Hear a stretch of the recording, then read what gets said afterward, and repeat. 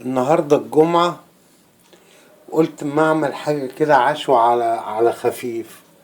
جبت ربع كيلو كبدة وعملت احلى آه كبدة بالبطاطس. شايفين الجمال والحلاوة؟ بسم الله ما شاء الله.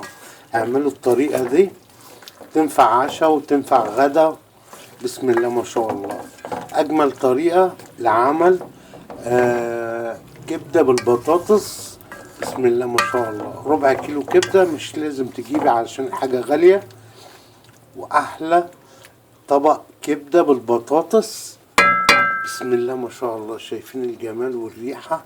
بسم الله ما شاء الله. والطريقة عندكم ممكن تشوفوها كمان. حاجة جميلة، حاجة حلوة. احلى عشاء تعمليه لاولادك وجوزك، كبدة بالبطاطس. وعملت طبعا السلطة بتاعتها، سلطة بلدية. بسم الله ما شاء الله. وطبعا لزوم الحاجة السبايسي. طريقة عملتها بالكبدة، بدقة الكبدة اللي انا عملها بالفلفل والثوم. تمام يا قشطة؟ في رعاية الله.